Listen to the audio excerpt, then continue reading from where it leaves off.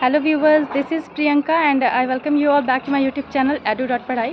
तो viewers sorry, थोड़ा सा मैं लेट हो गई हूँ। आप लोगों के डिमांड आए थे, आपके कमेंट्स आ रहे थे कि मैम क्वेश्चंस क्या पूछे गए थे इंटरव्यू में उससे रिलेटेड, पर मैं वीडियो नहीं बना पाई क्योंकि मैं अभी जस्ट इंटरव्यू देकर आई हूँ और अभी मैं बीपीएससी ट्रेनिंग सेंटर में हूँ, तो इसलिए मैं वीडियो नहीं बना पाई।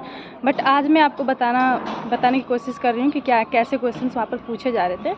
तो मैं अगर अपनी बात करूँ कि मुझसे क्या पूछा गया था, तो बेसिकली मैं जैसे एंटर की थी पैनल के सामने, उन्होंने मुझसे मेरा इंट्रोडक्शन पूछा था कि अपना इंट्रोडक्शन दीजिए, आपका क्या नेम पड़ता है। और जब मैंने अपना नेम बताया तो उससे उन्होंने क्रॉस क्वेश्चन किया था कि आपके नेम का मीनिंग क्या है। और जब मैंने अपने नेम का मीनिंग बताया था तो फिर वहाँ से उन्होंने क्वेश्चन किया था कि अच्छा, इसके अगर कुछ पर्यायवाची आप बता सकती हैं, कुछ सिनोनिम्स बता सकती हैं इसके, तो उन्होंने इस तरह से क्वेश्चन किया था। उसके बाद उन्होंने मुझसे पूछा था कि मैम आपके फेवरेट सब्जेक्ट क्या है।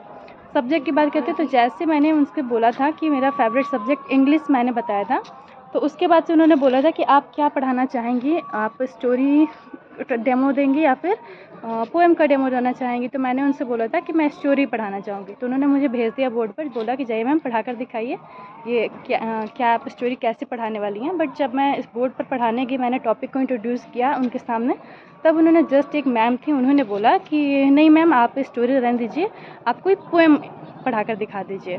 तो मैंने उन्हें पोएम पढ़ाना स्टार्ट किया, पोएम को मैंने इंट्रोड्यूस किया और पोएम मैंने कंप्लीट की। उसके बाद उन्होंने बोला कि ठीक है मैम आ जाइए।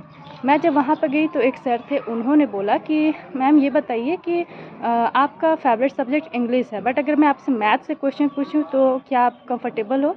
तो मैंने वहाँ पर बोला कि हाँ, बेसिकली मुझे मैथ से बहुत डर लगता है, लेकिन वहाँ पर मैं ना नहीं कह सकती थी क्योंकि इंटरव्यू था। तो वहाँ से उन्होंने फिर मैथ्स का क्वेश्चन मुझसे पूछना स्टार्ट किया।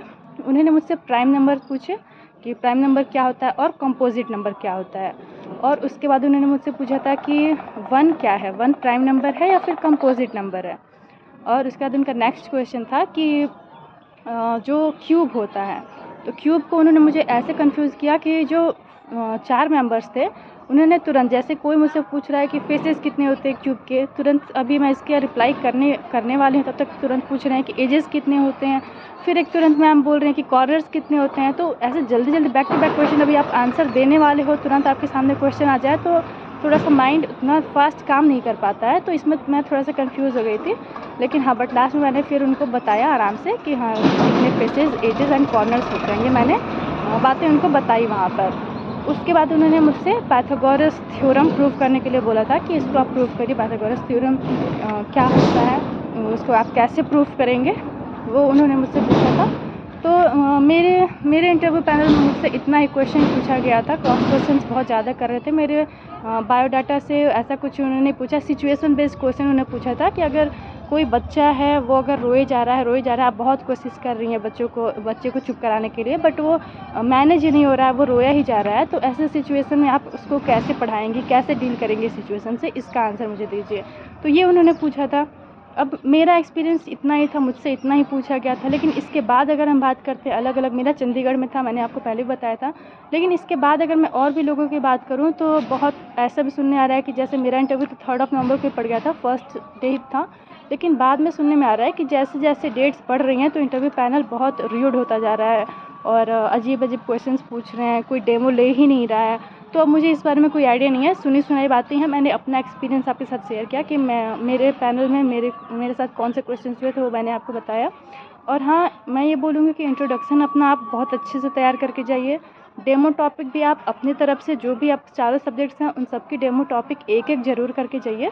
और उसके अलावा फिर वो आपको कोई रैंडम टॉपिक भी दे सकते हैं, ज़रूरी नहीं कि वो एनसीईआरटी से दे, कोई भी टॉपिक वो दे सकते हैं आपको पढ़ाने के लिए। तो इसके लिए आपको अपने आप को रेडी रखना पड़ेगा। आपको ऐसा नहीं करे कि जैसे उन्होंने कोई अलग टॉपिक दे दिया तो आप बहुत हाइपर हो जाओगे, फिर ऐसा नहीं, थोड़ा काम रहने की कोशिश करिएगा। इतना ही है इंटरव्यू के बारे में, आपसे इतना ही शेयर करूँगी। कोशिश करूँगी आगे अगर मैं वीडियो बना पाई तो मैं फिर वीडियो लेकर आऊँगी आप सभी के लिए। Thank you so much for watching. और अगर वीडियो पसंद आई हो तो वीडियो को लाइक करिएगा, शेयर करिएगा, चैनल को सब्सक्राइब करना मत भूलिएगा। Thank you so much.